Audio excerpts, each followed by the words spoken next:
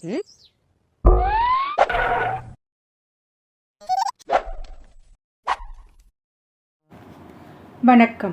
பசியின் வாசிப்புகளில் கம்பராமாயணம் சுந்தரகாண்டத்தில் பொழில் அறுத்த படலம்.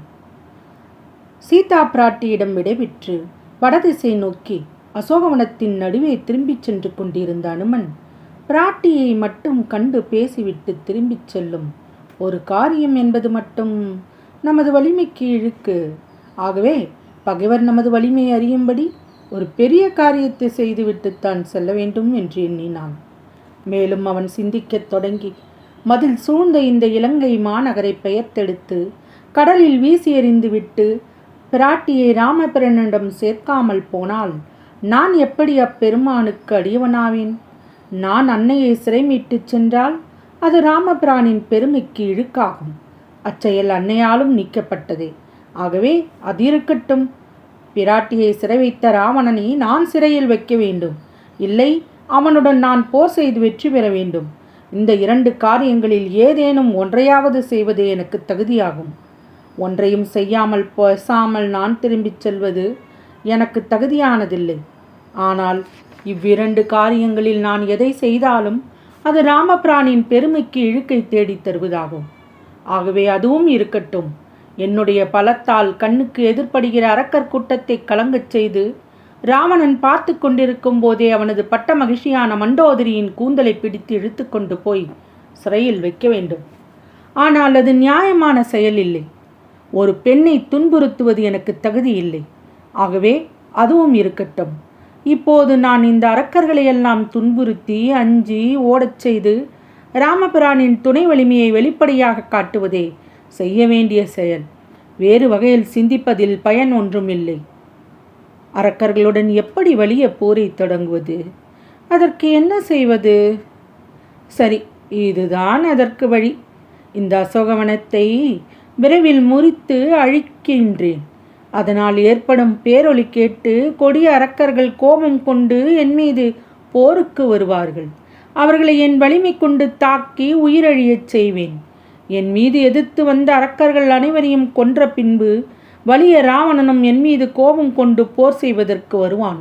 அச்சமயத்தில் அவனது 10 தலைகளையும் முசிக்குமாறு செய்து என் மனத்துயரை ஆற்றிக்கொண்டு பின்பு சுகமாக ராமபிரானிடம் போய் சேர்கிறேன் என்று சிந்தித்தான்.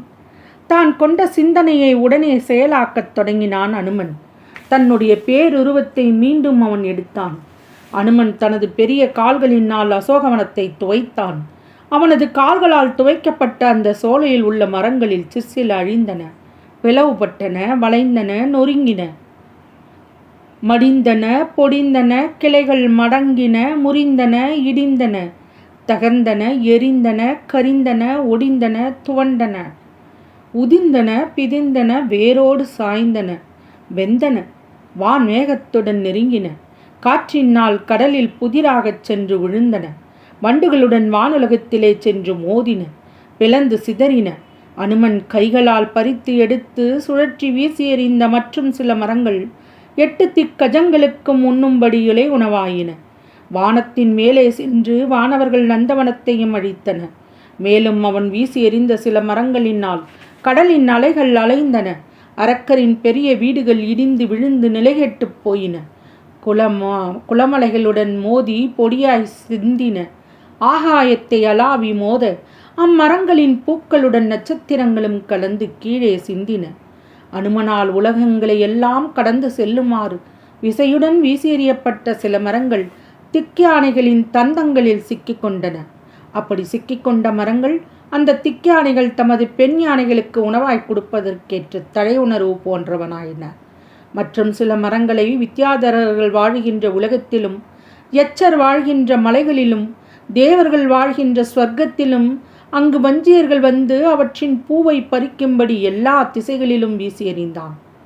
அவனால் வீசி எறியப்பட்ட மின்னலை போன்ற பொன் மரங்களும் சூரிய கதிர் போன்ற மணிமரங்களும் வானில் ஒன்றோடு ஒன்று மோதி பிரளய காலத்தில் உதிரும் நட்சத்திரங்கள் போல பொடி பொடியாக விழுந்தன. அனுமனால் வீசி எறியப்பட்டு கடலில் வந்து விழுந்த மரங்களில் உள்ள பறவைகளையும் வண்டுகளையும் மிங்கிர்களையும் நறுமண மலர்களையும் தேனையும் மரும்புகளையும் தளிர்களையும் இனிய காய்களையும் கனிகளையும் அந்த கடலில் வாழ்கின்ற மீன் கூட்டங்கள் உண்டு மகிழ்ச்சியால் துள்ளி குதித்தன. கடலில் வந்து விழுந்த மரங்களின் நறுமண மலர்களால் அதன் நீர் புலால் நாற்றம் இழந்து மனம் வீசியது. அதனால் அக்கடல் தேவர்கள் தங்கள் மனைவிமார்களுடன் நீராடுவதற்கேற்ற தடாகமாயிற்று. அவன் இடித்தும் ஒடித்தும் எரிந்த இரத்தன மேடைகளும் மரங்களும் கடலில் சென்று விழுந்து அதனை தூர்த்தன. அதனால் அக்கடல் நடந்து செல்லும் நிலமாயிற்று. தாம் செய்த பாவத்தினால் பூமியில் வந்து பிறந்த தேவர்கள் பாவம் நீங்கி வானுலகை திரும்பவும் அடைந்தது போல ராவணனால் கொண்டு வரப்பட்டு அங்கு நடப்பட்ட தேவலோகத்து கற்பக மரங்கள் அனுமன் பிடுங்கி வீசி எறிந்ததால் மீண்டும் தேவலோகத்தை அடைந்தன. மேலும் அனுமன் அங்குள்ள மணிமண்டபங்களை இடித்து தள்ளி துண்டு துண்டாக்கி அருகில் உள்ள தடாகங்கள் தூந்து போகும்படி அவற்றில் எறிந்தான். அங்குள்ள நாடக சாலைகளை தகர்த்தான். தனது கால்களில் நசுக்குண்டு பூங்கொம்புகளும் பூங்கொடிகளும் குயிர்கூட்டங்கள் தங்கும் இடங்களும் சோலையின் நுழைவாயில்களும் வாசனை புதர்களும் வண்டுகளும் மயில்களும் அழியும்படி அழுத்தி வைத்து அனுமன் அசோகவனத்தில் உலாவினான். பாதிரி, கற்பகம், செண்பகம், மராமரம், கோங்கு, சுரபுன்னை, பலாமா, வாழை, பாக்கு ஆகிய மரங்களையெல்லாம் பிடுங்கி அனுமன் வீசி எறிந்தான். அவற்றில் சில காவிரி ஆற்றிலும் மற்றும் சில கங்கை ஆற்றிலும் சில 7 கடல்களிலும் போய் சேர்ந்தன. அப்போது சந்திரன் அஸ்தமனத்தில் போய் தங்கினான்.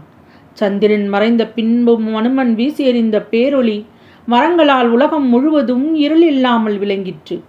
பரபரப்புடன் அனுமன் அசோகவனத்து மரங்களை பிடுங்கி எறிந்ததால் மிருகங்கள் அஞ்சி மனங்கலங்கி பெருங்கூச்சலிட்டு கண்கள் கலங்கப் பெற்றன.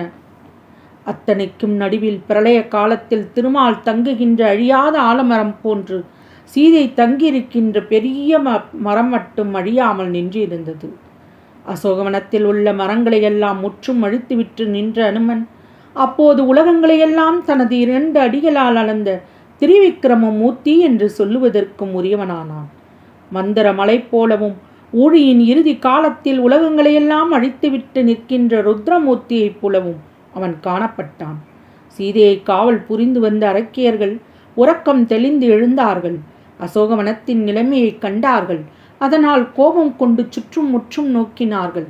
பேருருவத்துடன் நிற்கும் அனுமனை கண்டதும் பேரதிர்ச்சியினால் நிலைகுலைந்து மலைகளும் இந்நிலங்களும் வானமும் கடலும் நடுங்கும்படி அதிர்ந்து ஓடிப்போனார்கள். அசோகவனத்தை அழித்துவிட்டு நின்றிருந்த அனுமன் அங்கிருந்த செய்குன்றத்தை பார்த்தான். அதனை அழிக்க எண்ணினான். உடனே தனது பெரிய கைகளை நீட்டி பிடுங்கி எறிவதற்காக அதனை உறுதியாக பிடித்தான். அந்த செய்குன்றம் மேருமலையை விட பருத்து உயர்ந்து காணப்பட்டது. பலவகை செல்வங்களையும் மிருகங்களையும் பறவைகளையும் கொண்டு நிமிர்ந்து நின்றிருந்தது. பற்றிய செய்குன்றத்தை அனுமன் வேரோடு பறித்தெடுத்தான். பின்பு இலங்கையின் மீது எறிந்தான். அதனால் இலங்கா நகரத்தில் வானலாவி நின்றிருந்த மாளிகைகள் இடிபட்டு பொடி பொடியாயின. அந்த மலை மாளிகைகளுடன் மோதிய போது ஏற்பட்ட நெருப்பு பொறிகள் பக்கத்தில் உள்ள பொருட்களை எல்லாம் சுட்டெரித்தன. எதற்கும் கலங்காத அரக்கர்களும் அஞ்சி நடுங்கி நிலைகெட்டார்கள். அசோகவனத்தை பாதுகாத்து வந்த 6 பருவங்களுக்குரிய தேவர்கள் அவற்றை கண்டார்கள். அஞ்சி நடுங்கினார்கள். அவர்களின் மேனி எங்கும் அனுமன் வீசி எறிந்த மரங்கள் பட்டதால் உண்டான புண்களில் இருந்து இரத்த ஆறு பீரிட்டு வழிந்தது.